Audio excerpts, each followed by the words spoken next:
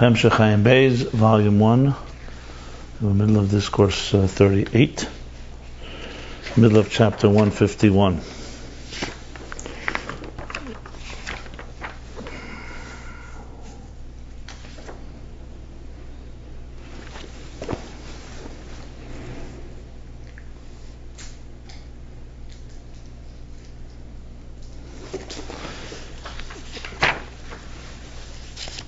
And this discourse has been discussing the context of the two different types of transmissions. One that is going through Atzilus for the purpose of Atzilus, and one that is going through Atzilus for the purpose of Biyah, the lower worlds. In simple English, that means transmission, so to speak, where the teacher, where the transmitter is transmitting in his own dimensions, his own level, or the transmitter is transmitting for qualitatively lower level. And he was speaking to explain this. He was saying about two types of ilav alul, two types of cause and effect. One, that the effect is of the same personality as the cause, like the branch of a tree. And the second is that it's not of the same personality, like moichin and midas, where the emotions are born from and are encompassed in and follow the spirit of and are guided by the mind, but they're a different personality. Midas are, number one, they are subjective, hergish atzme, you feel yourself, and number two, they're excitable. Whereas the mind, number one, is not about yourself, it's about not thinking about yourself but thinking about the subject, and two, it's not about excitement. All those can confuse the process. Then he explained in chapter 150 what this is in Avodas Hashem. Began explaining and spoke about four different types of contemplations or meditations, all leading to midas, to an awakening of feelings. So they're not just academic contemplations, they're all feelings. And going from the bottom up, he said the first one is the general contemplation on the Savis Yesh Ma'ayin, on creation, how matter emerges or comes into being from energy, and in some of the personality, the quality of that energy, that ayin eliki as he called it. So that awakens a feeling of closeness. It doesn't have an exact emotion yet. You can't define it as ava, love or awe, but you can define it as being drawn to it. And that's a general contemplation about Baruch She'amar, where a person thinks about the different levels of how how existence comes into being through God's word, all the different levels and all the worlds. Then comes the contemplation number two, is and that one causes, the first one causes the so-called chiseling from within, the chikib from without rather, on the outside. So it brings a kiruv, a closeness, and it causes a person to not want to be so connected to the material, crass, material desires. And the contemplation number two, level number two, that is where you focus on the pnimi, how the energy enters into us, what it does for us. Where not so much what it does for us, but rather that how it affects us. We see this now from our flesh. Like he compares it to the soul. Just like we want our soul to give us energy, especially when we're weak, the same thing here. The second dimension is we want the divine energy, especially when it's concealed. That brings a awakening of ava, a love, sometimes also some sadness, but the sadness primarily is not it should be before this contemplation, but by tzedek and chatzos, as he put it. The third level of contemplation brings us to understanding that all this, even number two, is all these are just a reflection, just an amir levad, just an utterance compared to Atzmus, and Atzmus is completely beyond it all. So this brings an awakening of awe, and a sense of respect and of the wonder and grandeur of the divine. And then finally, where you contemplate on the actual haflah, Not just that it's beyond us, but contemplating on what this are flaws, and this brings a just a second, 1 second, maybe I made a mistake here.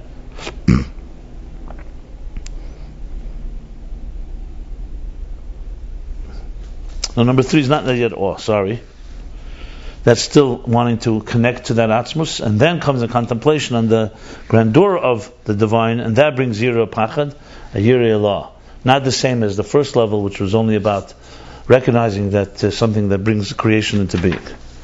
That's a summary of chapter 150. We're in the middle of 151. We began by saying, now, all these different methods that we discussed,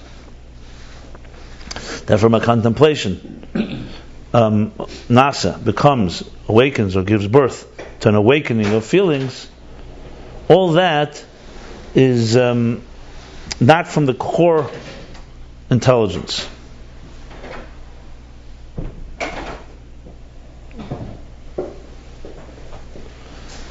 The reason for that is because core intelligence is separated from and apart from any feelings and any subjectivity.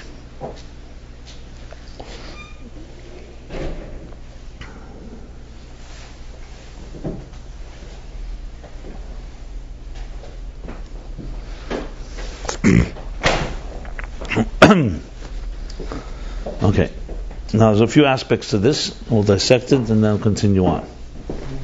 I'm just going to go summarize quickly the beginning of chapter 151 because it was a little dense. I'm going to read here like this.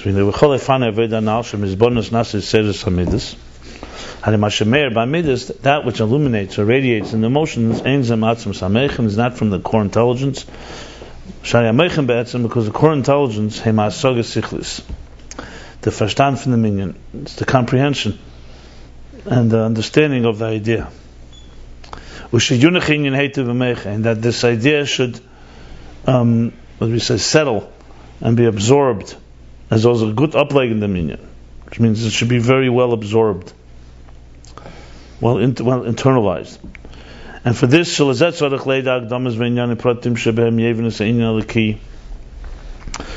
needs to have all the proper assumptions or proper introductions. Akdamas also means like arguments and presentations and all the details that allow through which in which he understands this divine concept.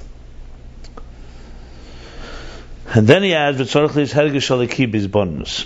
you also have to have a hergesh aliki. It's not just about an academic abstract idea, you also sense it. A divine sensation in this contemplation, both in the beginning of the contemplation,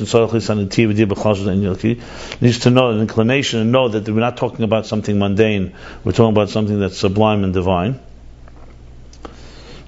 We brought similar to what it says in Tanya, that before you start learning, you have to contemplate this as divine wisdom and divine will.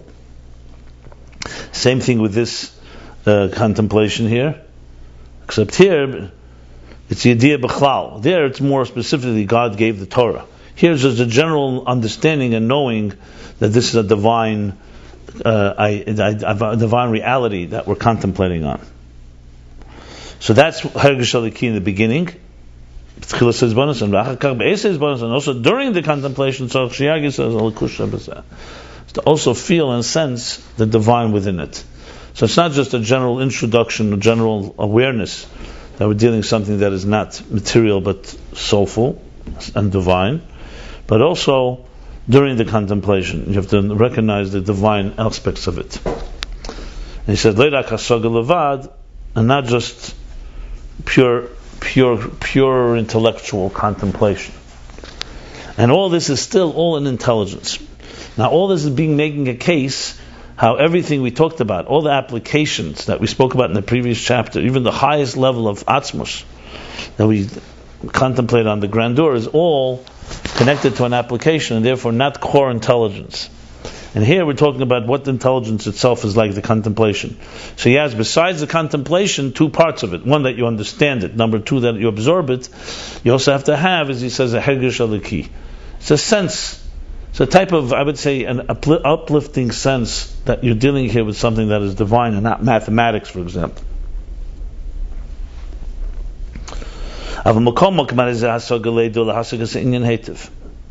Nevertheless, even though there's a hergish here, and the word hergish you could say means feeling. That's what hergish means, sensation. So why isn't that so seemingly that's midas? Didn't we just say that it's detached from a midas? The answer is hergish is not midas. Hergish is an intellectual sense. It's a sensation in the intellect that you're realizing that you're dealing here with a divine thing, not a, let's say, not something that is, you're not dealing with plumbing intelligence or financial intelligence. You're dealing with something that is divine. So he says, that's still the hasaga. The kolin hasaga ain't a meir ba'amida. And all this, and the whole idea of a contemplation does not radiate in emotion, only in a form of makif that hovers above it. We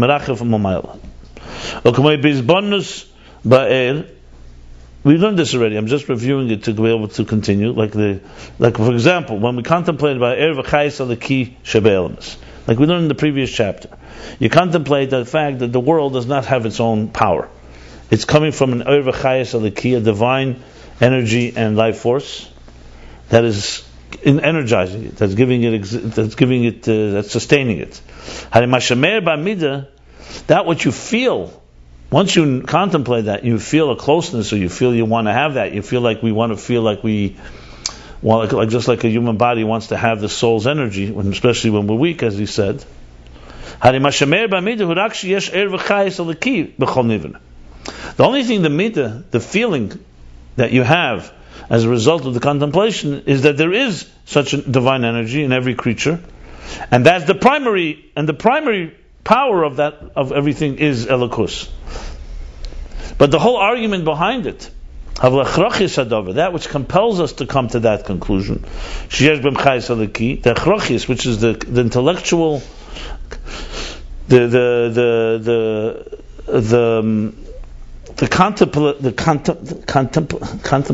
contemplative arguments that lead you to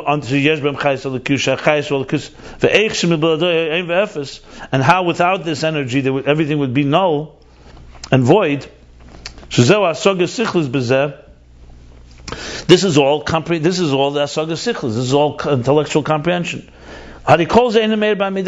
This does not at all radiate, does not enter, does not penetrate into the emotion. So to go back, remember we said before, we spoke to the simpler example from our flesh we behold, God. That when a person realizes that, like all of us know, we have life force. All of us love life. We love life, we love health, we want to have energy.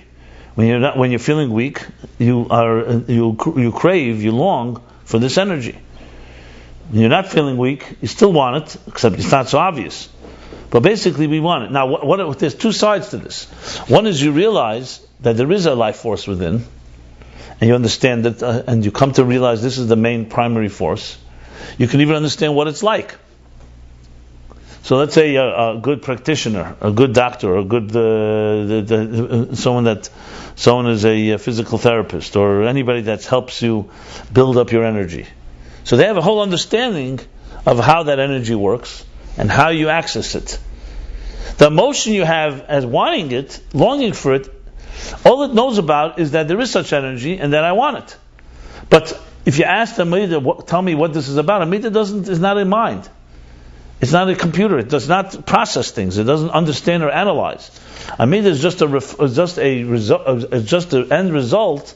This is what I want after I appreciate what it is. So that's what he says here. So the Midah, all it does is, all it has from the Mechin is that, like I said, that it exists, and that's a primary force. That's all it knows. It's very primal, basically. From the emotional point of view, it's very primal. You're hungry. Yes, there's a whole wisdom behind the hunger. There's a whole reason why your body craves food, and what the food does for you, and how the food gives you energy. Of course, there's a whole thing. But the midah part of it, what is the midah getting from this? The midah, it knows that it exists and it wants it. But the hasaga itself, the achrachis, in other words, the whole argument behind it, the compelling argument that there is such a force. Now I go back to the nimshal. You see, with the nefesh and the guf, most of us would say, you know what? I don't need to understand my soul. I just know I want life, and I'll do whatever it takes to be alive and be healthy. When it comes, however, to Elokus, as we learned, it's not so natural. We don't feel the natural longing for life. We need to contemplate and say, one second, the same neshama, that just like the neshama gives my body life, there's a godly force that gives everything life, including my body and my soul, as we learned. So that contemplation is supposed to awaken that same type of longing that we naturally have for physical life. So it's like a longing for spiritual life. That's the distinction. Like you said before, this doesn't come without contemplation. As I said, no one has to contemplate on wanting to breathe, or on wanting to walk and talk and having your heart beating properly. No, people, there's a natural longing, there's a natural desire for life. Not that people can't be self-destructive and they do things that are destructive to them, but that's on the side point. But nobody willingly wants to kill themselves. Nobody wants to destroy themselves. They may indulge, or they may not be aware of the consequences, or they neglect, etc., etc. And when it comes to Lakus, we don't naturally wake up in the morning and just naturally feel hungry for a divine revelation. In other words, spiritual hunger. So that needs contemplation, as we learned at length in chapter 150.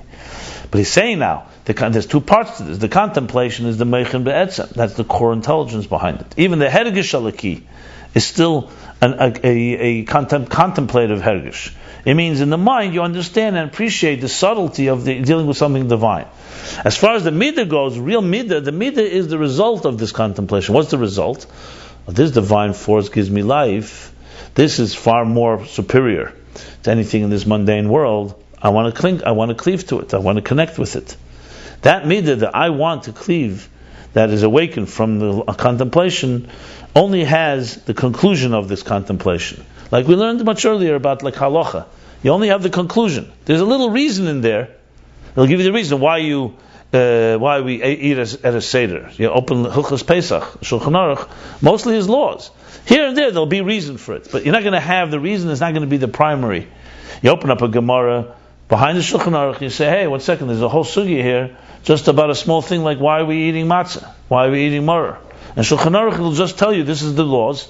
It'll tell you the conclusions. As I said, from time to time you'll get a little reasoning as well, a reason. But the whole contemplation behind it is in the domain of the intellect, or in this case, the domain of the Gemara, the Talmud. The reason, the halacha brings you the conclusion, which is al derech, similar to the idea of a midah, as he said earlier. So the same thing here. The midah the midah tells you that yes, it's aware of that, and it's aware that it's a primary force. But the whole arguments behind it, the hachrachis, that which compels you to come to that conclusion, to realize that there's a divine force and material existence on its own does not have its own reality, etc., etc. And without godly energy, the whole thing would be null and void, all of existence. All this is asaga lekis, and does not radiate in the midah, only in the form of makif levad. So you can't say it doesn't radiate at all. You can't, because it's definitely impacting it, but it's in the form of makif, because a midah, an emotion, does not, a heart does not relate to contemplation. A heart is a feeler. And worked by feelings, not by understanding. That's why so often we see that your mind can tell you one thing, your heart doesn't necessarily relate to it. A person can explain things from today to tomorrow. If your heart's not there, or if you cry, or if you're in pain, it doesn't matter. Someone's not going to rationalize a painful experience, because your heart, a bleeding heart, a brilliant mind doesn't talk to a bleeding heart. I'm just using examples to show that they're two worlds. Yet, that doesn't mean the mind cannot inform the heart, and doesn't mean the mind cannot guide and direct and awaken the heart. Obviously, good contemplation will awaken something in front of you. The feeling, however, will always be a step beyond, a step outside of the pure intellect. It has its own role, and this is not degrading emotions. Emotions are not meant to be the mind; they're meant to be an experience as opposed to an understanding. So of a baby is only when you work on it. It doesn't go up from male. I want to ask you that. Automatically? Yeah. And this type of a shorna, this is not. This is only as a result of a serious. He made it very clear that without a contemplation, you're not getting to these states of you need a state of consciousness. It's a state of consciousness and awareness to want to be able to really then desire it, so to speak, with your heart. I mean, they're not talking about exceptional situations where in Yom Kippur there's an awakening without any contemplation, or a person just has a service out of the blue. He was clearly talking a very deliberate effort, step by step, all the different levels of contemplation. He was talking about his bonus, a person sitting down to deliberately, I think he said actually those words. What did he say the words? He said right in the beginning of chapter Kufnun. At some level you said a couple of weeks. When someone said, listen, he said, the only way, okay, it doesn't say exactly those words, but I spoke about it there. The only way to really refine the animal soul is to have an awakening of love and awe. And that can only come through a contemplation, especially in a sustainable way. What did I say? A couple of weeks I asked you after class, and you said, I seem to say that it was a mamela thing where of a way, but is that in certain other aspects? In Tanya, the Tanya says in Perek Yud Beis 12, he says that Merech Shalta Alev, which is the mind dominating over the heart, is something from birth. We have the power to do it. Not just The power. In other words, you don't need to acquire this control. But you have to apply your mind. The proof is in the pudding. Look, we're all born with it, and how many people actually exercise? I remember I also mentioned about the communist court. You could have, if you don't let your nefesh elokis speak to you with your mind, the nefesh habamis will always dominate, because it impulsively takes control of who you are, and says, and you just do it before you're even thinking about, reflecting on it. Okay. Okay, so this is, I think, pretty clear. Now he goes. This is where we thought we were in the middle of, and he went deeper into it. This is just thoroughness, actually. If you want to really break it down, the Rebbe Rashab is going very thorough here, because we do have here that requires always more explanation. The hergish alaki in the mind, and what we call hergish amidus in the feelings. So someone could say, "You can tell me the difference. What's the difference between when I'm contemplating and when I'm feeling it with your mind?" So I don't know if he's going to come to explain it exactly. We'll see what he says. But I will just add one more thing to this.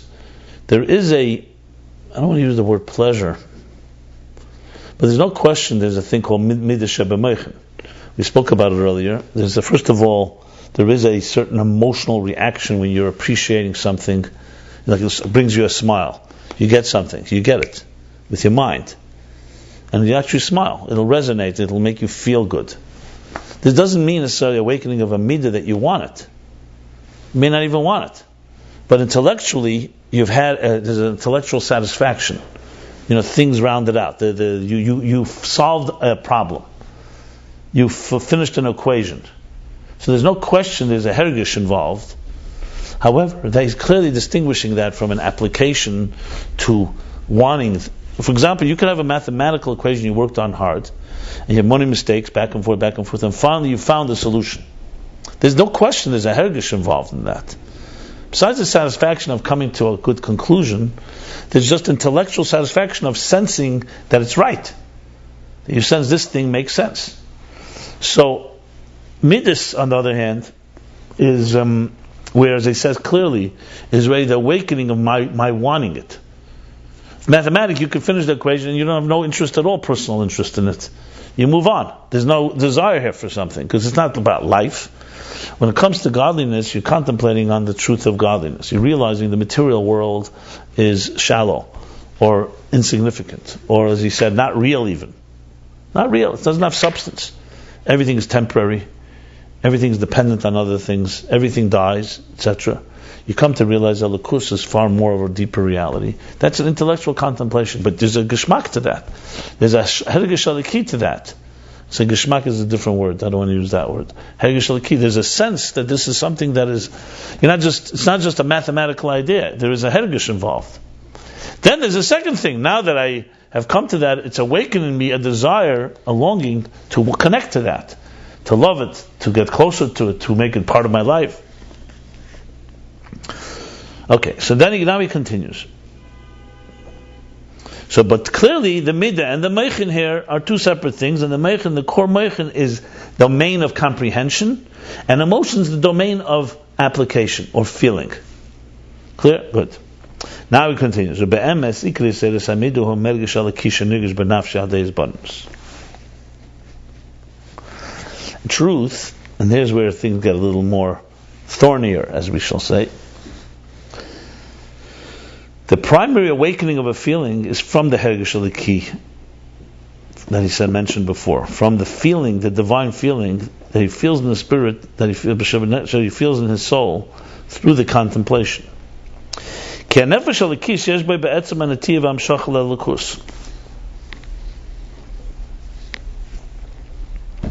Because the divine soul has at its core, be'etzem, fundamentally, a netiyah, an inclination, hamshacha, being drawn to, a natural attraction to the divine. Atzitza lakus. Tzit means a drawn, like a flame is drawn to another flame. That's what the nefesh elokis has naturally on its own. Be'etzem. In other words, what he's saying here, we're not just dealing here with let's call it a dumb and mute human being that all he has is an animal soul and all he wants is material things. You're dealing here with, in other words, you could make the argument, okay, we're mundane animals, basically beasts, and we need to be trained. So the mind contemplates and realizes the materialism is insignificant. It comes to realize that the divine is primary, and then it's supposed to awaken inside of us a feeling for that divine. That would be the seemingly simple way to explain it. He says, no, that's not so simple. The nefesh elokis, even before you began the process, has a natural inclination and a core being drawn, attracted to godliness. The only thing is, it's concealed. It's concealed. You're not aware of it. But when he feels it, and he feels this divine light or energy, he's drawn with a love and a yearning.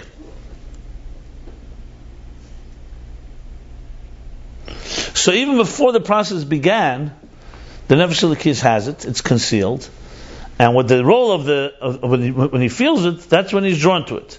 So what's the role of the mind, if that's the case? The role of the mind is to make him be aware of what he has. And the meichin are the ones that carry and reveal this divine light energy, should be revealed in the midas. So in other words, so where is it really coming from? Where do the midas really get this feeling? It's coming from the hergish alaki that is naturally there in the divine soul, but it's hidden. And the mind is what awakens it and makes it aware, makes a person aware, and thus reveals it also in the midas. This is the reason. This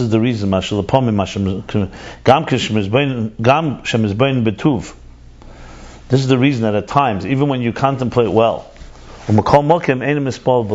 nevertheless, your heart doesn't get excited. Doesn't affect you. You're oblivious, impervious. Why is that the case? Because it's not just pure contemplation that brings it. It's because there's lacking a sense of that is divine. In other words, if you just sit down and say, you know what, let's mathematically figure it out. Material world has no value. The divine has value. Okay, and you move on. Right, nice idea. If you have, however, you have the hergish alaki in it, that is what awakens that there should be a feeling for it. Because if not, then it's just like I said before with mathematics. A mathematical equation is not going to bring you into a spilus belev. You maybe have a spilus b'meichin. You'll be excited about the idea. It's not going to awaken you. You know what? I'm drawn because they're not dealing with a relationship with something. Okay, you could argue, well, a person may be drawn to study more mathematics. Fine. That would be a similarity to a certain extent. But it could also not be drawn. It could remain a detached idea. I studied it, and now I move on. Where are my midas focused on? My midas, my emotions, are drawn to material things. That's why you have a lot of people, like to often quote Aristotle. You can have somebody who's a brilliant genius. When it comes to his midas, it's not in the domain where his mind is. His midas are drawn to other things. Here, however, is an additional component. The additional component is that there's a hergish alaki in the hisbonenus. You're not just contemplating on an idea. You're contemplating an idea, and there's a sense that it's a divine thing. A sense there's something special here. How's that triggered? It doesn't say. The hergish alaki? Yeah. He just says you have to have it. He said in the beginning you have to have it. Is it the same It's a deliberate effort. It's part of the contemplation. Look, we can contemplate here how the electricity in this room is being generated somewhere, right? We can contemplate on the sun, how the sun gives sunlight and gives us light and warmth and so on. Contemplate from today till tomorrow. Understand it well. That doesn't mean you want to necessarily have a relationship with the sun. Doesn't mean you just you appreciate it and great, fine. Your midas, most of your emotions are still dedicated to whatever it is that your desires are. However, if you start thinking about God as a hergish alaki, that's what the sun doesn't have. You're actually sensing something that you have a sense of there's a sense of a divine element here. It's not part of the midas, though. It's not. No. That's right. A sense of let me explain what a divine element. You're not just dealing with some electrical generator. You're dealing with an entity that you can say has a certain even personal relationship with us. Now, he doesn't use those words here, but I'm just trying to explain hergish alaki. Hergish alaki b'zeh, as he puts it. And that is critical, because that is what will bridge and awaken a midah. Take away the hergish alaki of only the hisbonenus, most likely will not. It doesn't say likely not, but that's why at times you will not have it because there was no hergish alaki. Okay, we'll go to that in a moment. It sounds like you're producing the hergish alaki yourself to begin with. And later well, no, it's innate in this divine soul. Okay. So it's not completely created. It's innate. The divine soul is like a pilot flame that is always... The pilot, I like that. Yeah, it's a pilot flame that's always connected. However, it's now, as we learn in Chassidus, the neshama comes to the guf. The guf and nefesh habam is concealed, this pilot flame. It's buried inside of you. All mankind has this. Yeah, all mankind has to have it. The question is a nefesh alakis but everything has to have it. This is where all the transcendental inclinations and yearnings come from. Everybody. Just the mere fact a person does not satisfy with animal bliss, and which is the daily quotidian and routine, tells you it's coming from something. Like in Kehelis, he puts it this way: Ruach ha'adam el lamayla, the spirit of man rises. Ruach ha'behema yuredes lamat. That's why humans walk upright, animals look down. Because we walk upright, or the other way, because we have spirits, we have an element of uprightness. We're looking upward, and this is true. But the human race has that dimension that creatures don't have. So that's there. However, that doesn't mean you can be completely controlled by your animal side, because it's all concealed. So comes now his hisbonenus, where you contemplate on the divine forces that bring existence into being, also ourselves. You come to realize its power, its dominance. There's also hergish alaki in it. Then you have the stage set.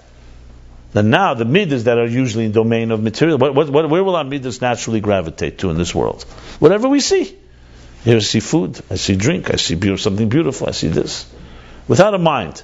What would it be? Just purely impulsive creatures. Even with a mind, we're basically impulsive creatures. But the mind, if you allow it the time, right? If you allow, it gives you a fighting chance. If you allow it in and you contemplate, and you have the sensation of hergish alaki, then you have the ability of awakening a midah. If you're just going to be academic about it, like he says, without a hergish aliki, lepamim, at times, a contemplation, a good contemplation, is not going to bring any awakening or arousal in the heart. So what we have then is, yes, we have here a contemplation, we have a hergish aliki in the mind, and we have the awakening of a midah, three separate things. Obviously, the hergish aliki is more contemplative, as we said before.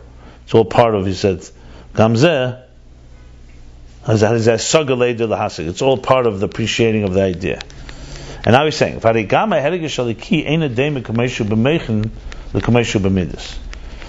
the hergish aliki, that sensation, that divine sensation that we're talking about, is not similar the way it is in your mind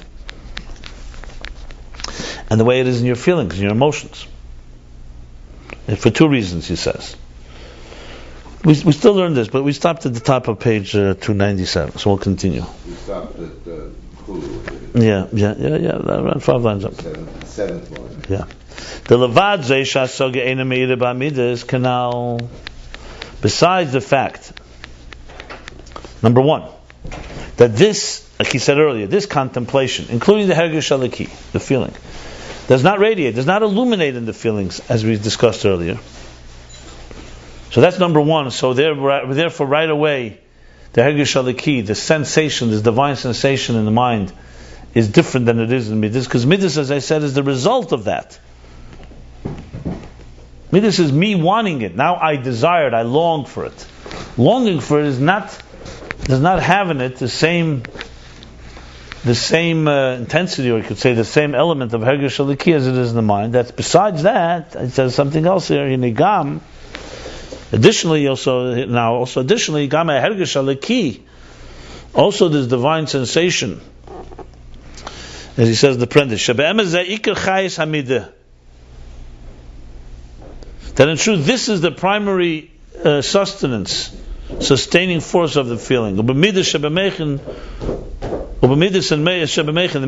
shehergish aliki hu b'chinas pnimit mishum zeh b'chinas yitzer v'zbalos amiti.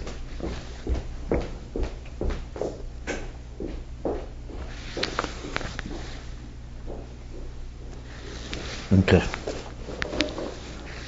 The parentheses makes it a little more complicated, but I'll explain it anyway. So also this hergish aliki, besides the fact that in the level of contemplation it's in a different dimension and does not radiate in the midas, because as I said before, when you are in the contemplative state, you're not talking about what's in it for you or how you are longing for something or not. You're understanding and appreciating a concept, except now it's a divine concept. So it's not just a mathematical concept. It's not just the sun is giving us the light and warmth. You're talking about a divine force. There's a personal sensation involved in it. And personal means not what's in it for you, you benefit, but just a hergish aliki, you're sensing that something here is of a different caliber of divine. Again, he doesn't explain hergish aliki, that's why I'm explaining it. You have to say it's some type of sense of, I don't want to use the word awe or love, because those are both things that he said already are midas. These are sensations in the mind itself. I mentioned before, an example for it would be when you have an equation or you solve the problem. So I'm not talking about necessarily whether you're drawn to the conclusion, but you solve the problem. There's an intellectual sensation involved in when you're dealing with even intellect. Hergish aliki, I would say, is not just a satisfaction, it's a sensation that you're dealing with something that is not just an academic subject. You're dealing with something that is divine, and there is a intellectual satisfaction involved around that. Midas, on the other hand, as I said, is what's in it for you. That you feel, you long for it. You feel an excitement that you want, like I said before, just like we long for life. We want the life force inside of us. Could we say that it's called a hergish aliki because you could have it without really understanding what it is? No, I would not say that at all. I don't know how that comes in here. It's not a conclusion; it's just something that you. Well, he's speaking. He says it's all part of the. It's It's not before his abundance; it's in this abundance. But also, you have have to go Before into and such a- It's both before and in. That's what he's saying. It's essentially the distinction of contemplating on something that is just plain, let's say, as I said, you can contemplate on physics, on the mathematics, on the science of any entity, and and there's a Hergesh Aliki is where you have also a sense you're dealing here with something that is divine, something sublime, and that is an additional element that one not necessarily will have by pure academic. It's more than just academic, but it's not midas yet. In the parentheses, he's saying that even the meichen shebe midas shebe meichen, that there's two things here going on. In the parentheses, he's saying that that's why I say it's more complicated. Because we have like this: we have the contemplation.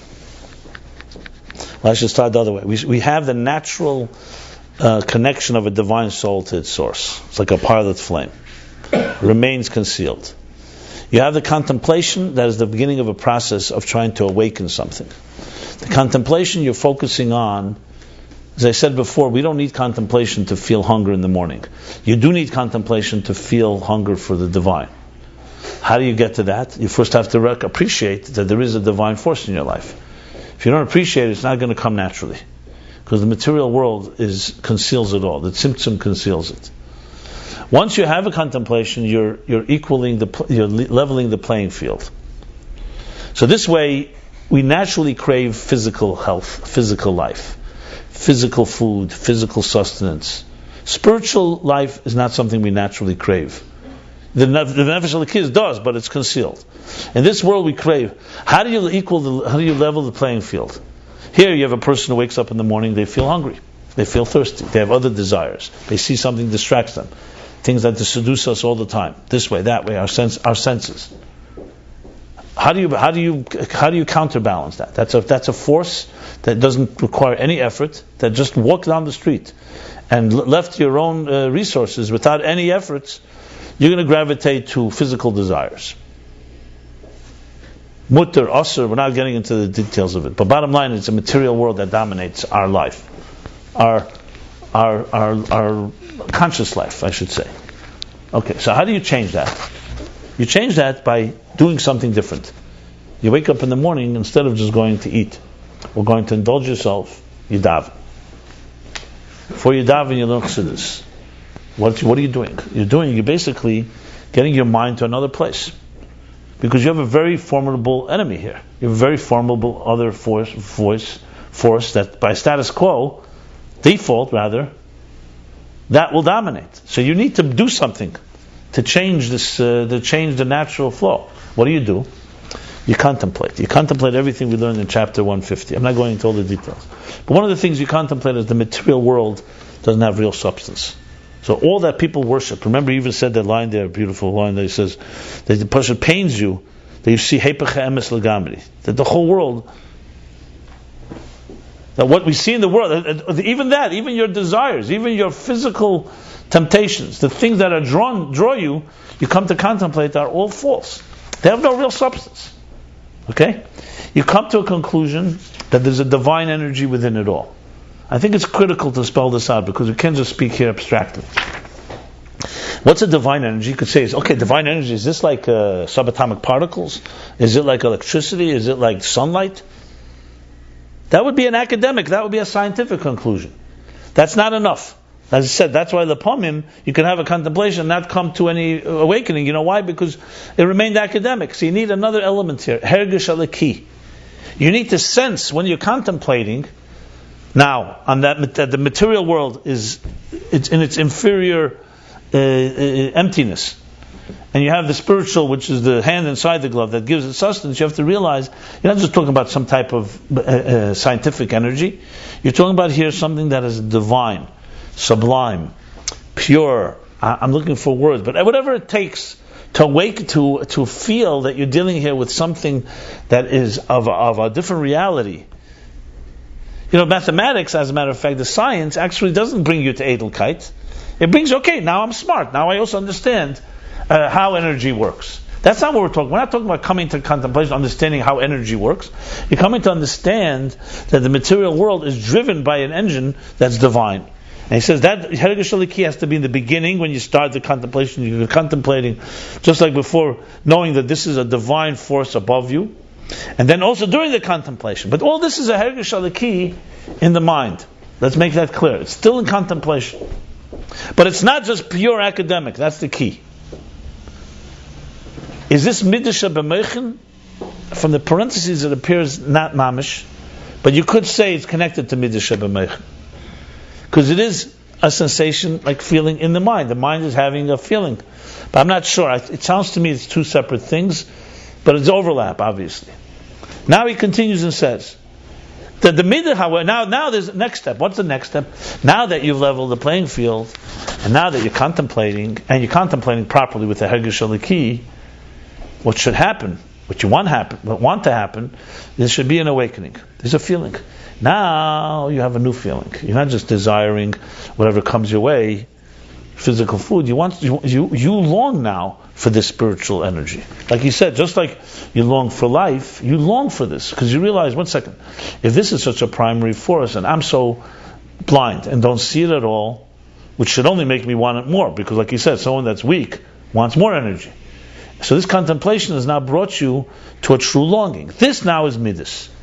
Because now you're longing. Now you're talking about, here I long for food, here I'm longing for ruchnius. That's not meichen anymore. Now be'emes, he said, the Hergesh Aliki is what brings this. If you didn't have the Hergesh Aliki in your contemplation, you wouldn't. If you were thinking about God like you think about, let's say, subatomic particles or about electricity or sunlight, you're not going to come to this.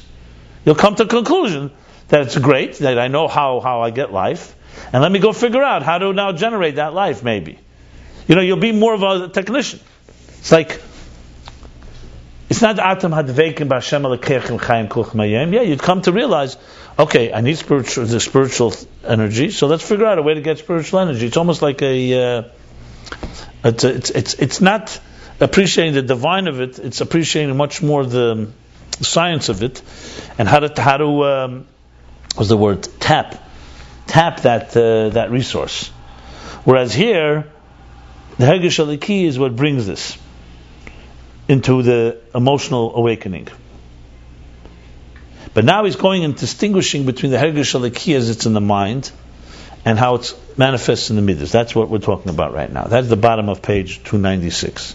And we have to go slowly because it's that's why I went back to you have to put yourself in the shoes of a real contemplation. You can't understand this academically. You have to sit down and think, okay, what are the steps of the process? So now he says two things. Levadzes. So number one, why is that? If that's the case. So remember, the case he wants to make is that the midas and meichen are not the same, even when we do all this that I just said. So even after this, even after you've leveled the playing field, and after you've had an awakening, the midah is still only focusing primarily on its feeling, and doesn't really have most of the intellectual arguments behind it. As I said, the hechrachiyas, the whole arguments behind it. So that's number one. The hasog is not meir in the midas. So you cannot compare the Hergesh Aliki, the sensation you have now, when you're longing for it, to the way it is in the mind. He says, in addition to that, hinegam ha-Hergesh Aliki, I'm going to skip the parentheses now, I'm going to go back to it in a minute. Okay.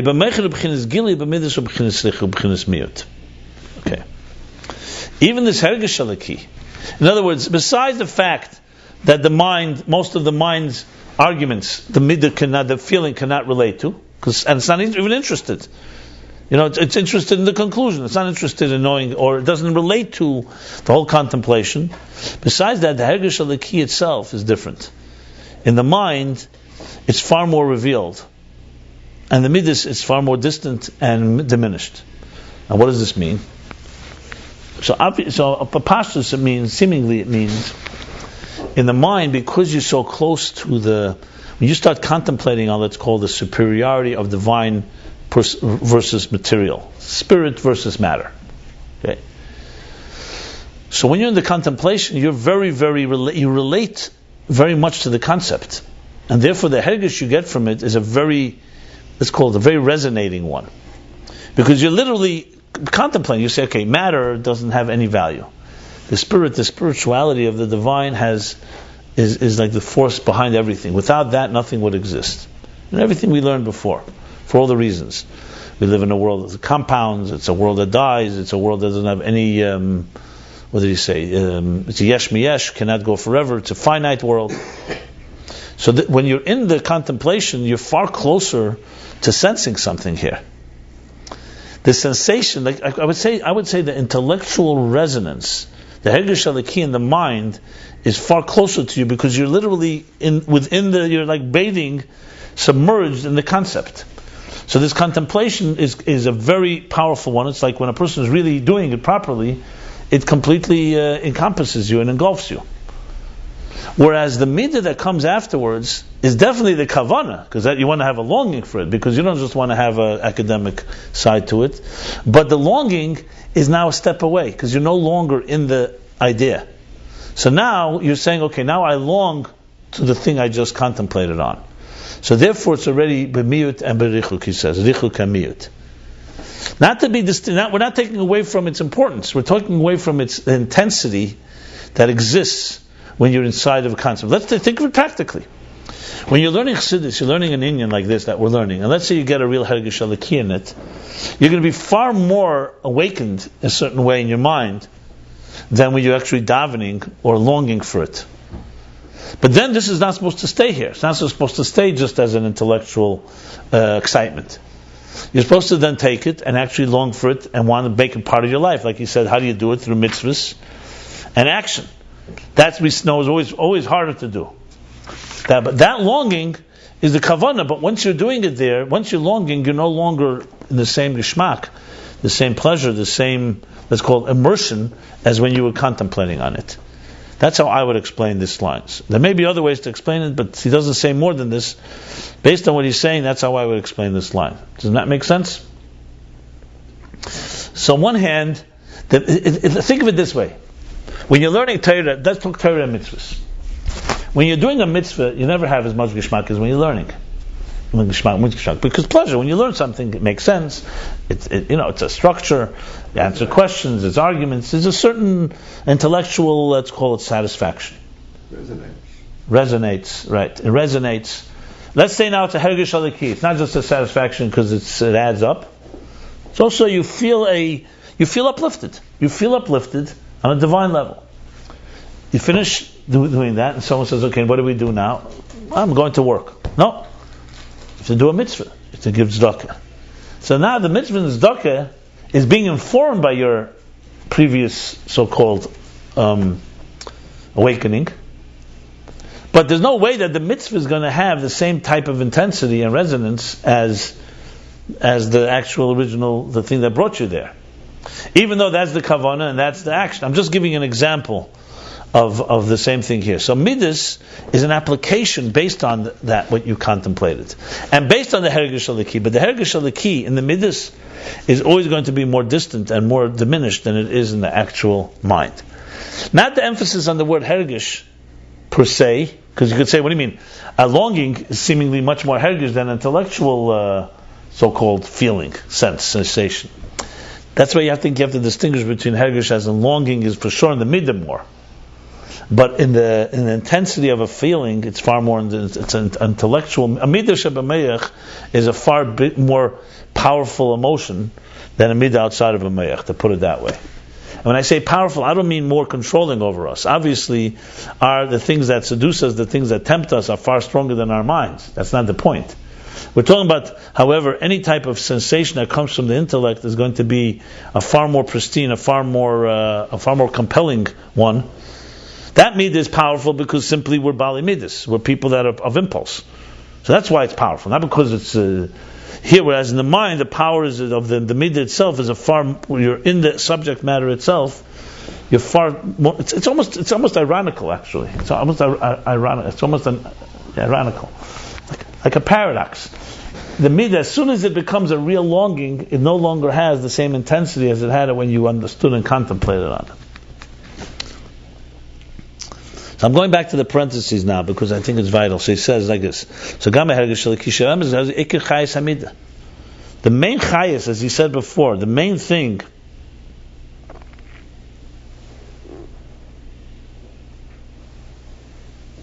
One second.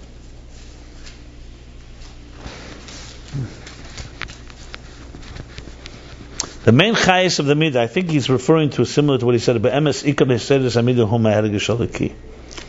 The main chayas of a midah is what? Is the hergish aliki, as we said. Because where else is it coming from? Remember, we're not talking about a midah that wants materialism, that doesn't need a contemplation, that doesn't need anything. We're talking about a feeling, a longing to the divine. What's giving it life? What's sustaining it? Sustaining it is the hergish aliki that you had in your mind, that you contemplate on something. That has given you that sense. That gives life and sustenance to the midah. Now he qualifies. He says that's midah b'chlal. And a midah shebemechin, that's where I concluded that midah shebemechin is not hergish aliki, because that's it. And the emotions that are in the mind, husha hergish aliki b'chinas pnimi. The hergish aliki is in a form of pnimi. Some of the explanation I'm taking here is from this parentheses. Pnimis, the meshum zehim b'chinas yiseres v'isparos amiti, and because of that, they're awakening an excitement that's true. What he's saying here briefly is that there's a few things. A regular midah we just established also is based on hergish aliki, but because it's not immersed in the resonating contemplation, it's like he says after the parentheses, it's distant and diminished. Though it's the primary life and sustenance. Without the contemplation and the hergish aliki and the contemplation, it would not exist. Then he says, a midah shebemechin, meaning the excitement or the feelings that you have in your mind or the inclinations in the mind, he says, is a b'chinas pnimis. The hergish aliki is in a form of pnimis. This parenthesis is explaining what hergish aliki. It's as opposed to a midah outside, your longing is not a pnimis dika thing. Because you're not immersed in the subject. It's a conclusion. It's like the mitzvah that you do as a result of your contemplation. We just learned the whole thing, and now it says you have to bring it down to do a mitzvah. So you need a little kabbalah, so you have to bring it down to a mitzvah. But within the mind, the hergish aliki and the midah shebemechin is in a form of pnimi, and that's why it's a real awakening and excitement. Yeah, it's for sure pshat. Let me just explain this even more, because this is very, very brief. You need to rely on other places to really fully understand. Let me explain this. What do you fundamentally? You see two people standing on Matan Torah, let's say, or two people in front of the Rebbe, or two people in front of Moshe Rabbeinu. It doesn't matter. I'm just taking a divine experience. One person gets excited because they see the sound and light show of Matan Torah. You know, the thunder and the lightning. And things that are like unbelievable, overwhelming, and they just start jumping and dancing, and they get really excited. So the biggest spirals. Another person is not really excited about that, but appreciates the divine revelation coming through Moshe Rabbeinu. He understands what Moshe is saying. He understands what God is saying. So one person is excited because they see a miracle that the Rebbe is doing. Another person is excited because they appreciate the Rebbe's approach to things. So most of us would say, well, the first person is far more excited, far more awakened. That's very nice at the moment. Let's now go on day 2 tomorrow. Now the light and sound show are over. The miracle is no longer there. What will happen? The first person's midas are going to dissipate. How long can it last? He'll have a memory, and hopefully, if it awakens something, he'll do something. But if he doesn't do anything, it's going to last as long as he remembers it, and feels it. First Beit HaMikdash. The second person, because he appreciated contemplation, he may not have been so excited, chitzenius, at least, but he really appreciated it's with him forever. It's a true awakening, because you know it's going to last. Second Beit HaMikdash. Yeah, like a shus l'leila without a shus l'tata or shus l'tata. Now, of course, he would like both, because like the Rebbe, like you know, the Frierdiker Rebbe said. The Frierdiker Rebbe once told somebody the difference between the Russian Bochum and the American Bochum are like hay, straw, and logs. Americans ignite quickly but burn out quickly, so that's like hay and straw. And the Russians, he said, it takes a long time to ignite, but once it starts burning, it burns like a log, properly. But the truth is, when you start a fire, look how it works. You don't start the log. You put twigs and paper and whatever it is, and straw, whatever it takes to get it going. And then you want logs to carry it, to continue. So the truth is, you need both. You need those that ignite, something that ignites and gets it going, but then you want the sustainability. That's how I would explain this parentheses in this whole little section here. They said, this is very, very brief and dense, and the Rebbe Rashab, as I said, wrote this, not the first bounce, this is the second version when he added, this whole Maimer was written after he had written the whole Hemshech. So when he went back, I don't know the whole Hemshech, but a big part of it. So usually just the beginnings and ends and Hagaz that he added. But here, this whole Maimer was written. So it seems to me, and I see it from certain things, that he's clearly adding Havana that he didn't add, and sometimes, I don't want, you can see a difference, like this type of brevity you don't find in the regular Hemshech, in the first version. The first version is far more deliberate and slower. Here you could see he's packing a lot into a few lines here. You could tell immediately. See the parentheses and the whole Hergish. So that's why when we learned it the first time, it was very, you can't just read this quickly. So basically, in other words, so let's break it down now. Hergish Aliki in the mind is far more primistic. That's why he said this with Spalus Amiti. That's why he called it a Sedus with Spalus Amiti. Because you're talking about a person who's really immersed and understands, he's not going anywhere with that. That's not disappearing. Obviously, if it stays in the mind, even with the Hergish Aliki, it's also not complete, because you want a longing. You want a person to have an awakening of Ava V'yira to Hashem. But the Ava V'yira Hashem that comes out of the Meichin, he's saying, is a step lower than the Meichin itself. Now, if you have only the Midas, as I gave the example, that would be just pure Chetzenius. So we have here the second distinction there, Ava V'yira, Midas. So Midas Sheba Meichin is Hergish Aliki B'chinas Primis. Yeah. It sounds to me that there's a Hergish Aliki in Meichin, there's a Hergish Aliki in Midas Sheba Meichin, there's a Hergish Aliki in Midas.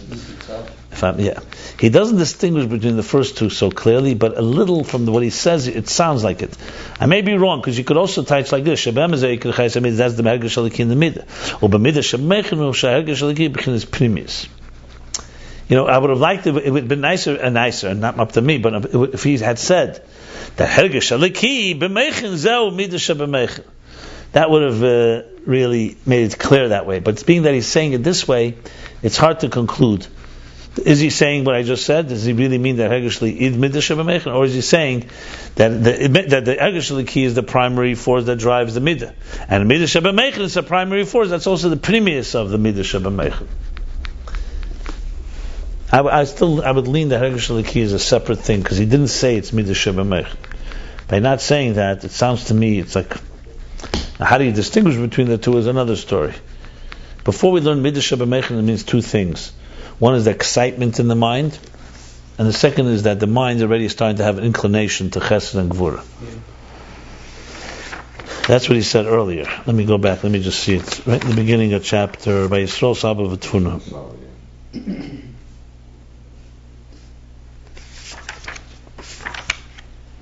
Yeah, bottom page of chapter 135, 261.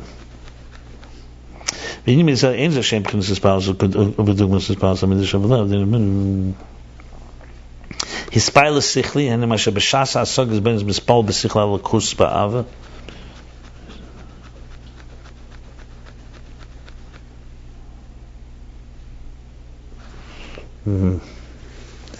Yeah.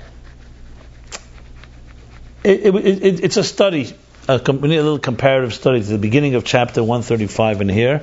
How is Hergish Aliki different than Midas Sheba Meichin? Because there, he says there are two things. There's Spilus and a Lakus. You get excited on the Lakus. So maybe it's the Spilus Hergish Aliki.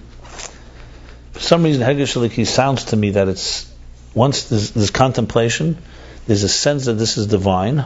Even before you begin the contemplation, like you said, then there's an excitement in the mind about it. Wow, a lot of levels here. This needs some good thinking here.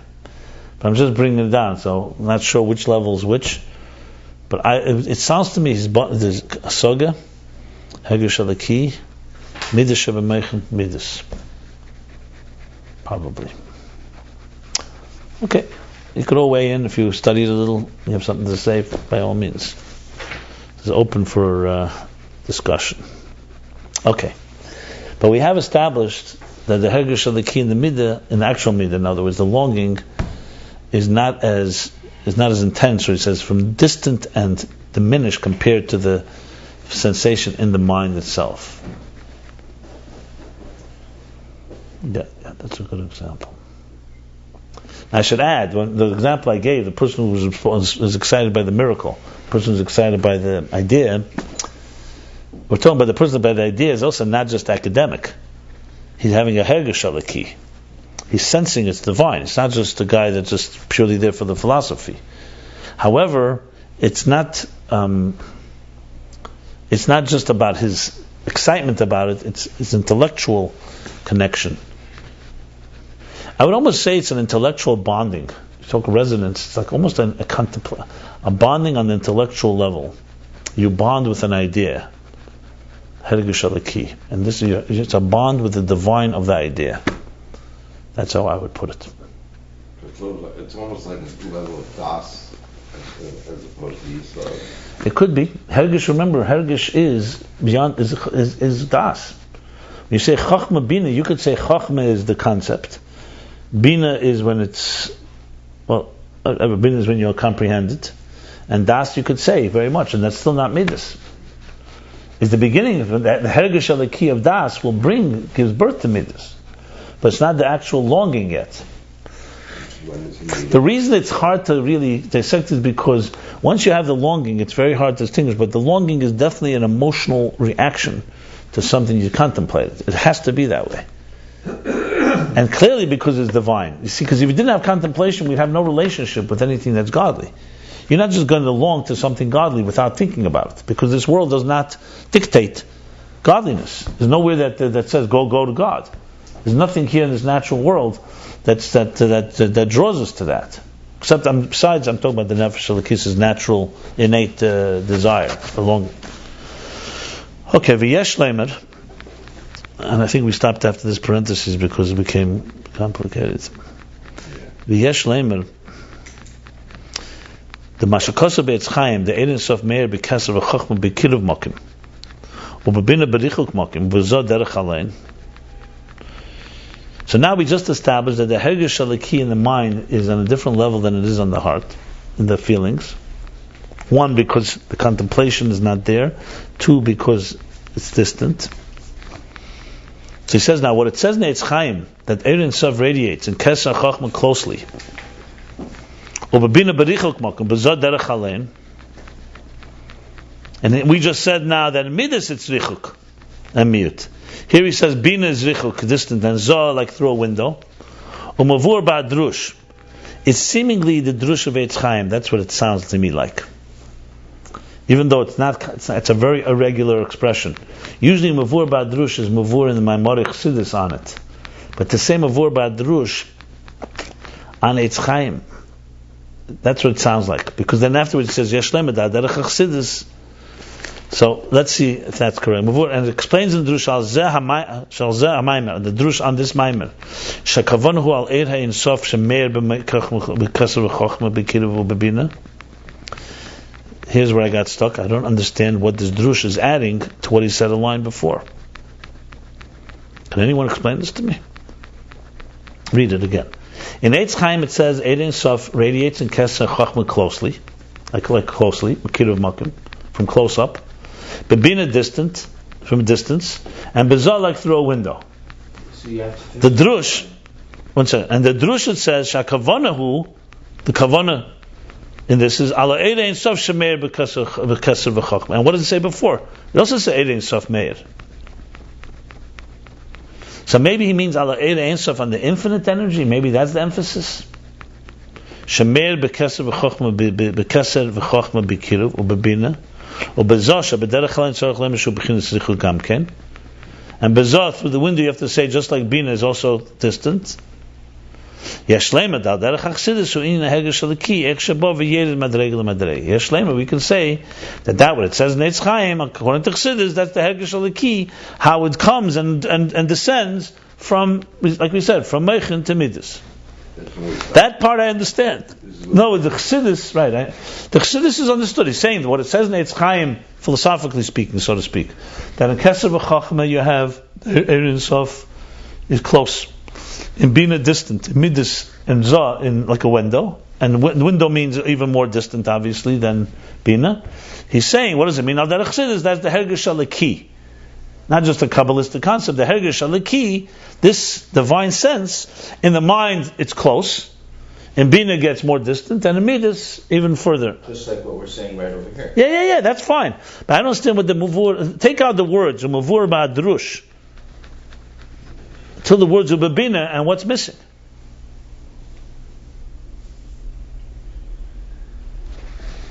It must be a Maimon Chassidus. And that's the same. Now there are Chassidus when you're Hergish Aliki. No, but then they wouldn't say Yeshlemer there.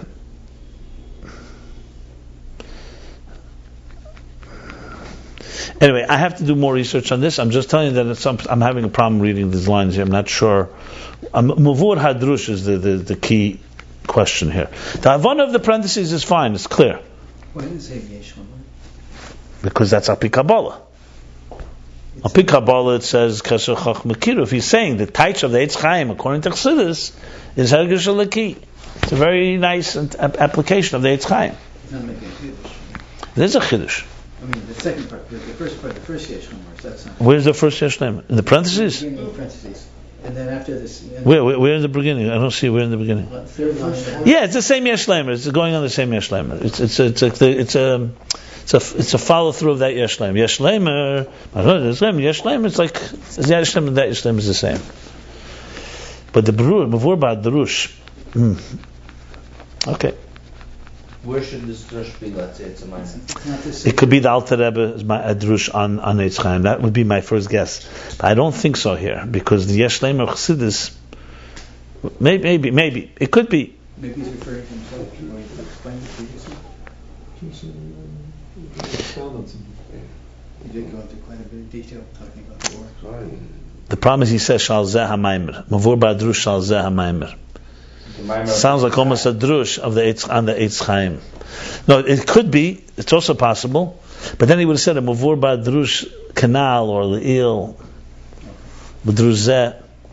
I maybe look. I have to ask around if anybody.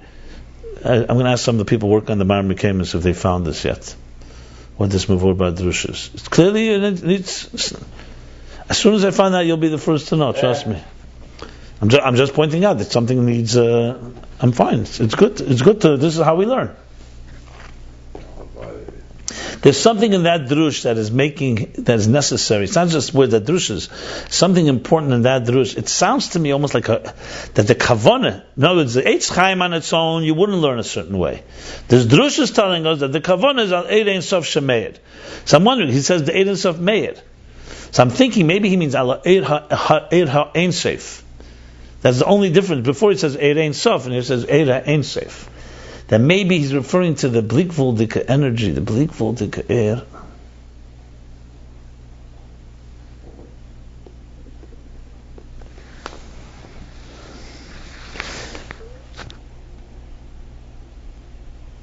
Yeah, I think I'm getting it. What he's saying, the drush is, I still need to find the drush, but it looks like what the drush is adding, that you're not just talking about Eid Ein Sof is flowing, and in Keser it's close, in Chochmah, and Bina it's distant, and in Midas and Zah it's a window. That you're talking about the Eid Ein Sof that radiates in Keser v'Chochmah, meaning the Hergish Aliki and Lashon Chassidus. That's how he's compelling it. That's how he's making the argument. Since the Kavan is not just Eid Ein Sof in Keser is close, but there's a sense of Ein Sof in Keser. Ein Sof, in other words, senses. Keser and Chochmah sense Ein Sof from up close, Bina from distant, and Midas through and Zah through a window. Says that's the Hergish Aliki. It's a sense. That's what it looks like the Drush is adding. What exactly does the Eitz Chaim mean? What does the Eitz Chaim mean that the divine is close in Keser? What does it mean?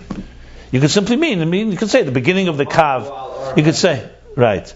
Yeah, you can mean that the divine, like for example, the kav. The higher you go, the closer it is to the divine. So you could say the same thing. Keser Chacham is closer. In Bina it's more distant. In Zah it's a chalain. And remember, in Malchus it's like a nekev, like a wormhole. And in Biyah it's like after a curtain. That's what it says in Eitz Chaim. We learned it at length earlier. So okay, that's it. So it talks about the gradations. But if you're talking that the kavanah is the hergish, the Inyan of Eid Ein Sof, that meir. In other words, how Chesed Chachma relate to Ein Sof. That doesn't say in the Eitz Chaim literally. That's what the Drush is adding. Then, after that, you can say, Yesh Leimer, what is the Hergish of Ein Sof? That's Hergish Aleki in Aveda. That's. It's gotta be a mimer from Dr. Epple. Not necessarily. I have to see. I'm going to look in the Eitz Chaim first of all. It could be there's commentaries in the Eitz Chaim itself that may say this. That's one way to look. And then I have to look around. Yeah, this will be found. Yeah, I don't want to look right now because it's going to be more than a minute. It's a little even here. Remember, the Nayim Beis, this is a recurrent theme, this Eitz Chaim.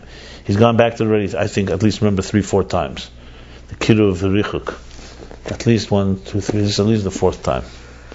So you could see that the Rebbe Rashab it's a sugi that he's bringing up again and again. I have to go back and see how it's earlier.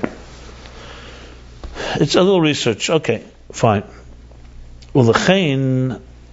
So now he goes back. Ulechein hamidas heim b'chinas hispilus. And that's why the midas are so excited, are in a state of excitement. V'im hoya hergish aliki b'hem begili mamash lo yeh b'chinas hispilus. That's what I said before, like with the miracle. They wouldn't be so excited because they'd be immersed in the comprehension of it. If the hergish aliki was begili mamash in them, and not like, so to speak, basically excitement always comes from something that is outside of you. You're excited about it, not when you're in it. He's going to explain. Like the pnimis halev, like the inner dimension of the heart. That's not, that you don't feel. The deepest love of all is one that's not felt. Generally speaking, the more something is expressed, the more superficial it is. I'll explain in a minute. Let's just see what he says. And even though this too is hispilus, in other words, the midah in the heart is also excitement. It's not. Oh no, 1 second. I'm sorry. The other way around.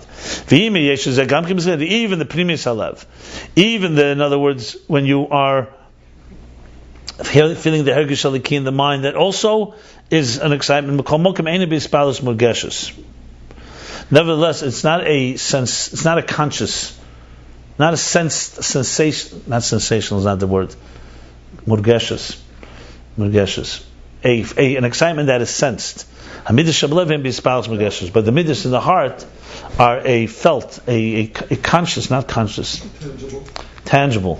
Yes, tangible sensation, excitement.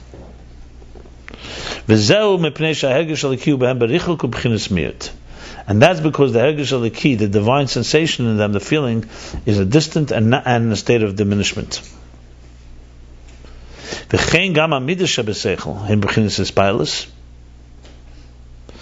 the same is also with the midas shebeseichel. Before I continue, let me just say this.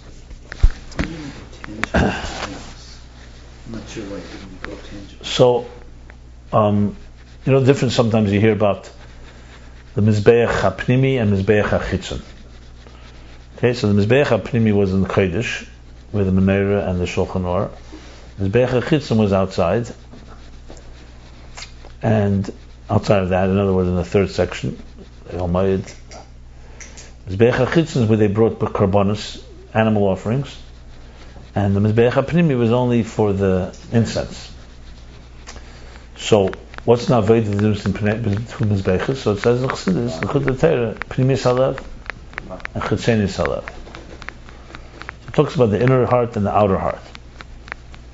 Now the Rebbe explains that's why also the difference between Keteris and Karbonos. No, that's it. I'm talking about you used to learn somewhere else. This is not. There's many places in Chassidus have different explanations on these. I'm using. The one that's relevant here is Pnimis Chatzenius Halav. So when you bring a karban, the outer mizbeach was nefesh habamis. Adam ki yakriv mekem karban l'Hashem. That's like bringing your animal, and you burn the fat and the blood, which is the passion and the desires,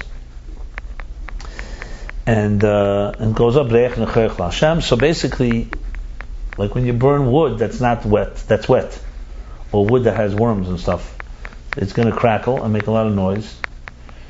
A smooth burn is usually once it's already been refined. The incense, on the other hand, is completely silent, because it's about the nefesh halikis. It's not the avodah of birur and nefesh habamis. It's awakening nefesh halikis that should come to a higher place. So its main thing is not with sound. The same thing in avodah. There's two types of it that the Rebbe used to bring. That the difference between the Alter Rebbe and the Mittler Rebbe. The Alter Rebbe, you saw visibly when he davened, he would roll on the floor sometimes, and you saw an outer, tangible spilus. The Mittler Rebbe stood, you couldn't tell anything. You look closely, they say, the Rebbe once said by Farbrengen, he had this shtreimel. You look closely, the Rebbe made like this by the Farbrengen. He had like a shtreimel with a spitz, with a point. And they could see para, which is vapor, come out of it, because he was so internally excited, so internally awoke. But it wasn't an outer dimension. The Rebbe himself was also like that. He didn't see outer excitement very often. It was very internal. And the Rebbe, they would literally change his undershirt between yichidis, because he was so so personal about it. So I'm not going now into pros and cons of each, but they're very different type of hispilus. And the hispilus morgeshes, often, most cases, though there's a need for it because it's more expressive, but it's generally not as profound as inner hispilus. Because for many reasons. Number one, expression in general is always a sign of limited containers. What do I mean by that? For example, to speak about superficial things we can talk about all day. Talk about something intimate and personal, you don't find that many words, because words themselves are containers. When you talk intensity, oy vey, a cry, even kol delay shtam, a voice that has no sound, will often express deeper part of you than all the volumes of books, than volumes. So basically, he's saying is, going back, that the mere fact that midas get excited, like they do, tangible excitement, is a sign that the meichin is rightly not the hergesh aliki from the meichin is not pnimizdik there. It's already a step away from it. You see the difference they say between Yeshaya and Yecheskel, right? It says that what is the expression used? That this is like a ben kfar and this is like a ben krach, right? That Yeshaya was like a ben krach, was someone who lived in the major city with the king, so he wasn't so excited when he saw great things. Yecheskel was a ben kfar, like living in a small town, so when he saw the glory of the king, he was far more excitable, and that's why his nevuah, his vision, Yecheskel, is far more passionate, and the Merkava and all that, than Yeshaya's nevuahs, which are far more, you can say, what's the word? Not internalized, but more, there's a word, dispassionate. Dull. It's like the difference between a veteran who will see something special and a person who never saw it before. So another person who never saw it before is going to get far more excited. The veteran doesn't. It's more muted. It's more muted on the outer levels, but it's yeah. It's more. There's a word for it. It's more b'menucha. It doesn't get spilus from it. It's more b'menucha sanefesh. You've seen it, So it's like, yeah. And that's because v'zel mipnei she'ergesh alikiyu behem berichuk b'chinas miyat. Yeah. Then he goes further. V'chein gam hamidas shebeseichel. And by the way, the Alter Rebbe, Mittler Rebbe, was not a sign that the Alter Rebbe was less. It was a different Aveda. He's also a trailblazer. So. Could be. Could also be. Yes. V'chein gam hamidas shebeseichel. Now he goes back to me. The same thing with midas shebeseichel. Heim gamkein, hein bebchinis espilus rather. They're excited. They're in a state of excitability. They're also a spilus, excited, aroused. Actually, there's spilus sichli, but that's as spilus sichli. That goes back to chapter Kuf Lamed Hey. That's more of an excitement, intellectual excitement, as we spoke about. The Hainu Shein Gamkein b'chinas mitzias. So it's also, relatively speaking, it's also a form of mitzias, not the mind itself. Remember, we learned in chapter Kuf Lamed Hey that when he spoke about Ava v'yira mugulim u'mechusim, he said when you're really immersed in something, you can't even be excited about it because you're completely immersed in it. Remember that?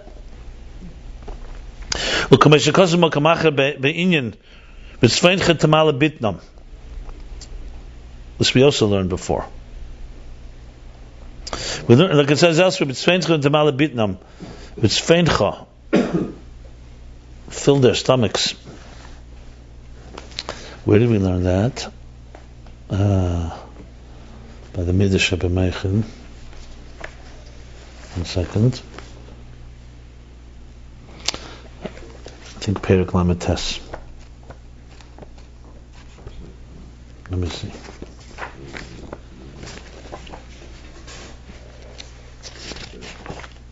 Yeah.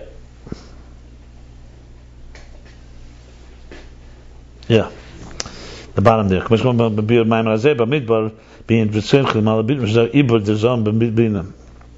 Tzfeincha? Okay. Not sure what Tzfeincha is. It's a Peincha. Anyway, what he's talking about, this is like a pregnancy, that something filled up their stomachs. Like he said there in chapter 39. There's the Midah Shebesechel. Va'emer al zeh tamale bitnam. He says, and they will fill up their stomach. Liyashem b'chinas mitzias, because they're already in mitzias, they're existent. So come I have vlad bebetnim heim, like a fetus, like a child in the mother's womb. Shegam zehu yirid b'mehus hasechel. This too is a step beneath the core seichel. Remember, this whole chapter is coming to explain that all this is bananos, that the midas are somewhat apart. The whole thing is coming to explain actually the Ovis Amat and Torah. We're speaking about Ilaval, we're speaking about a different, how Atzilus speaks to Biyah. That's Meichen and Midas, much more than say the branch of a tree, the Ilaval branch. We're trying to speak about how something informs another level. This is all part of the interface between the divine and existence.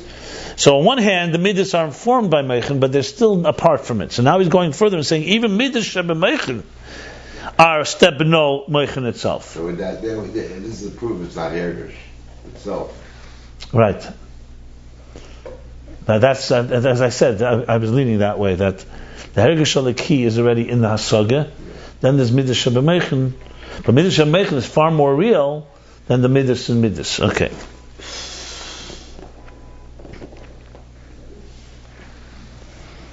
Okay, so that's also and all this is because midas are a separate personality from intelligence. And that's why also the revelation of intelligence within them is a separate and detached reflection that is not from the core and essence and personality of the intelligence. And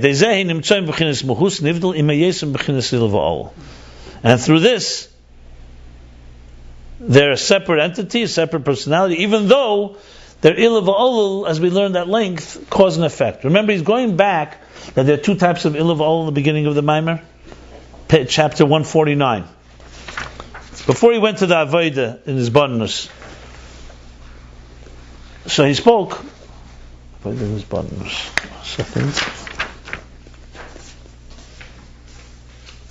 Look, if you look at the end of chapter 149, page 292. So what does he say? Then he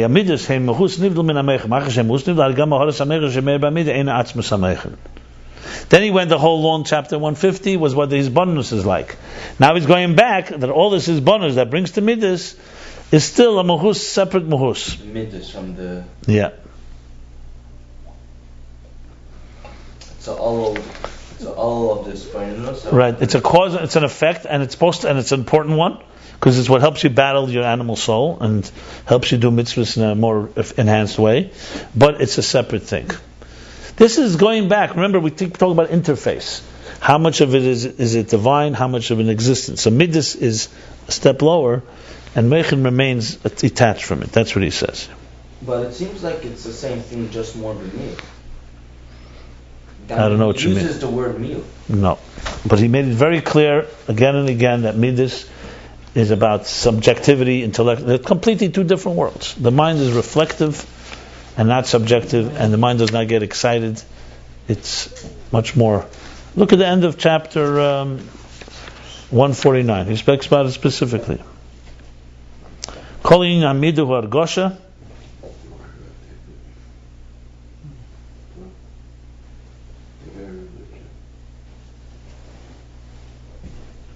No, I'm saying it's very obvious that it's different, but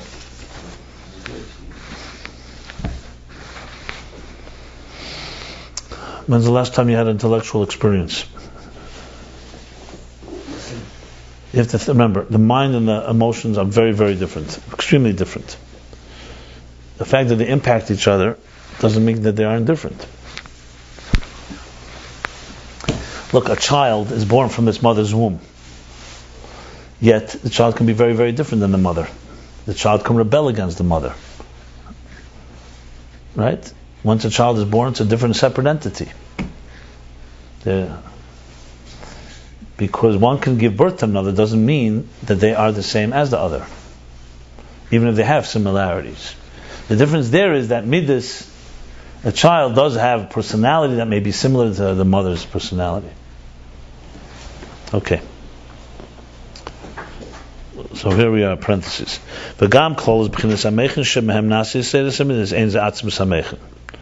Now he goes even more. If you think it's over, my friend. And even the general intelligence from where the awakening of the Midas come is also not the core intelligence. It's only the outer intelligence. This is the intelligence that has a relationship with Midas. Remember, we spoke about Yisrael, Saba, and Tfuna. So there was Chitzenius, Abba V'Ima Tatayin, Abba V'Ima Elohim.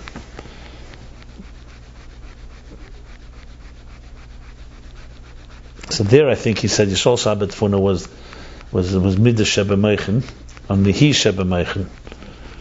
But now he's saying even the Meichen that is that does have relations, as its intelligence, is still the outer dimension. Because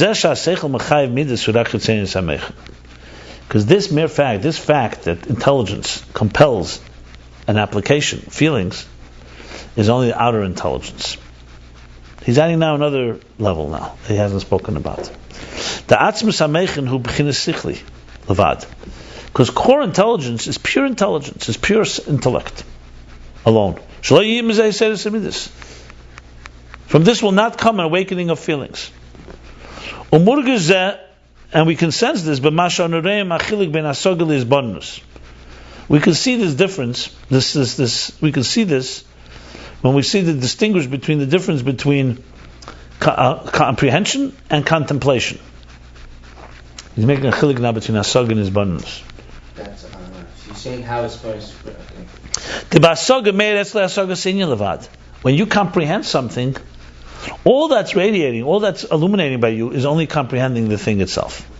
When you contemplate, his bonus is already a meditation. There already you begin to feel you feel the longing, you feel the midah. That's what he's distinguishing Hasog and his bonus now. So Hasog is when you're completely immersed in the subject, you're just learning it, and there's no feelings at all. Pure idea. And as bonus when you're contemplating. It's so interesting because you would think that these bonus would be far superior to the Hasog. Well, let's finish reading and then we'll explain. Look, he's introducing a new thing here. And the reason because his bonus contemplation is because it's the outer intelligence. And that's already a descent from the core personality of intelligence.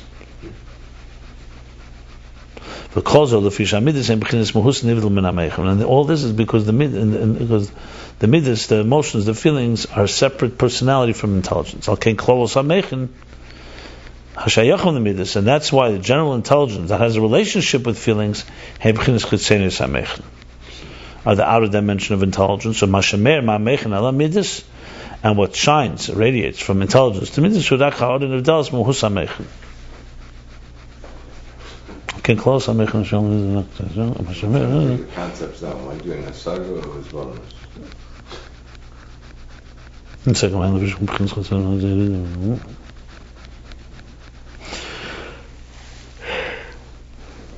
Since feelings, midas, are a separate entity from meichen, so also intelligence that's connected to midas is from the outer dimension.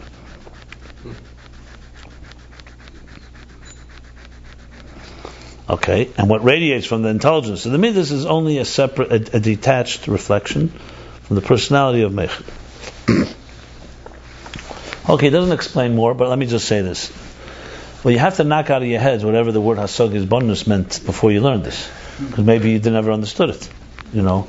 Unless you can show me a mimer that talks. I don't remember a mimer that talks about the difference between hasogis and his bonus, if I recall correctly. But here he says it, so let's not assume anything. What he's saying here is hasaga is pure intellectual contemplation on something. Like, we spoke about before, where you're so immersed in the idea, there's no time, there's no ability to even think about what it means to you. There's no application. We spoke about this all back in chapter, Kuf Lamed Hey. Remember he said, you're so absorbed in it, you can't even be excited about it. There is a state like that, and it's a very profound state. I'm just reading here.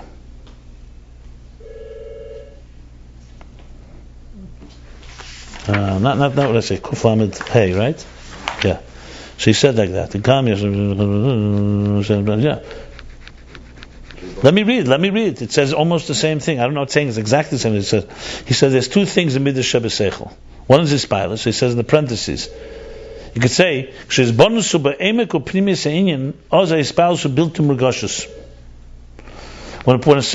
you're in the depth and the inner dimension of the idea, then the excitement is not tangible, because you don't think about the bechein.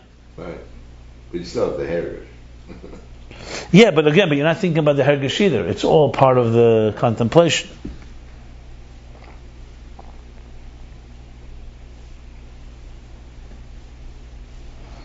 As soon as you're thinking about the value of it and the qualities, you're already bringing it into outside of the thing. When you're completely absorbed with what the teacher is teaching,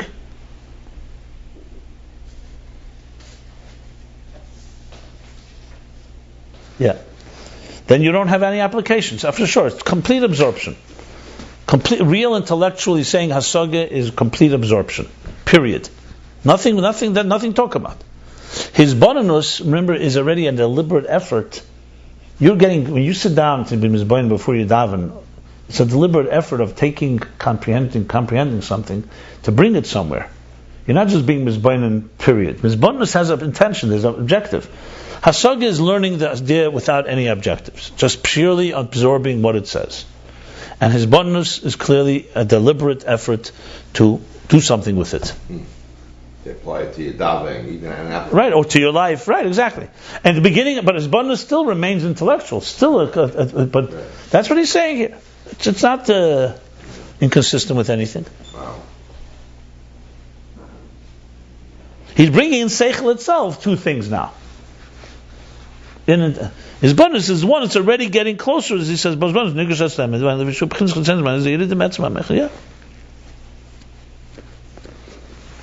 Look, you're talking to a master is talking about it. This is a man that did a lot of asag in his bonus. He knows a thing or two. Yeah. Bonus is applied seichel. What time do we have? 11:08. Maybe we should stop here. Because now goes the second Ilav Olu.